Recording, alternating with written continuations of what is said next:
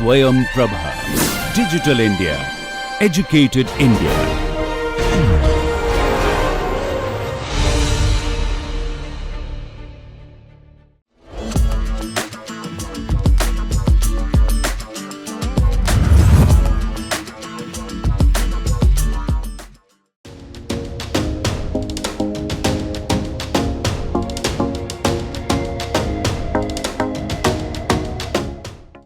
Greetings everyone, I am Anusha And I'm Nandini. We are from class 9th B from Ramjas International School.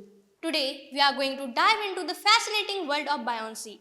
To make this concept come alive, we will engage in live demonstration to show how buoyancy affects us. But before, let us know what buoyancy is. Buoyancy is the upward force exerted by a fluid on any object immersed in it.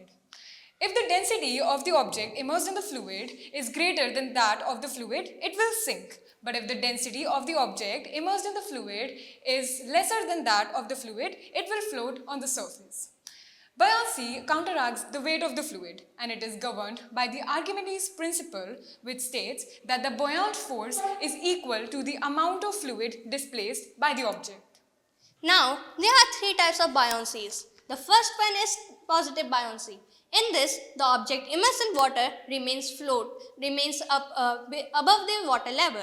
And the second one is negative buoyancy. In this, the body immersed in water remains below water line. And in third, neutral buoyancy, the object is neither sink and neither floating, that is partially sinking and partially floating.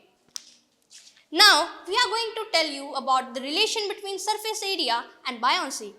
Surface area plays a major role in the concept of buoyancy. For example, we have two papers here. This one has been shaped like a rock.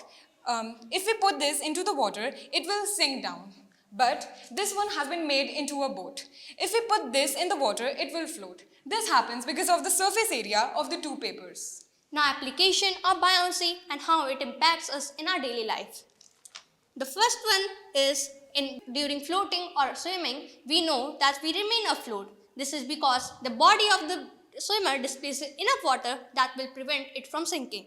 The second example is ships and boats. In ships and boats, the weight of the vessel or the container is taken into consideration to displace enough water that will counteract the weight of the boat and prevent it from sinking. Third example is hot air balloons. In hot air balloons, the air inside the balloon are heated so that it becomes less dense than the surrounding area, air, and it has the buoyant force that lifts it up. The concept of buoyancy is also used by divers. They use BCDs, also known as buoyancy control devices, to help in their diving experience. It is also used by submarines. Submarines use their ballast tanks to help with their buoyancy control. The concept of buoyancy is also used in cold and hot air ventilation. So as we all know that colder air is more dense than hotter air. So we make ventilators on top of the room. So now, by rule, warmer air moves upward and moves out through the ventilators.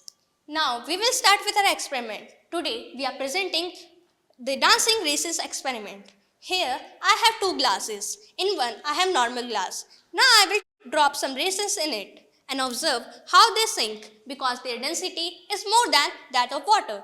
But in this glass, I have a mixture of baking soda and vinegar. Now, in this, baking soda and vinegar create a reaction which produces carbon dioxide, as we can see. Now I will drop some raisins and carefully observe when they interact with dissolved carbon dioxide.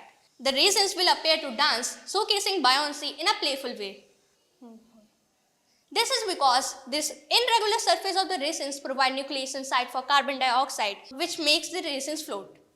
The bubbles of the carbon dioxide gas surrounds the resin, which makes its overall density lighter than that of the fluid. So it comes up to the surface and floats. But after the bubbles of the carbon dioxide escape, the resin becomes more denser than the fluid again. Thus, it sinks back down, creating a dancing motion. You will see that the raisins are coming up and going down. The concept of buoyancy not only affects us in our daily life, it also has exciting application in various fields. Thank you.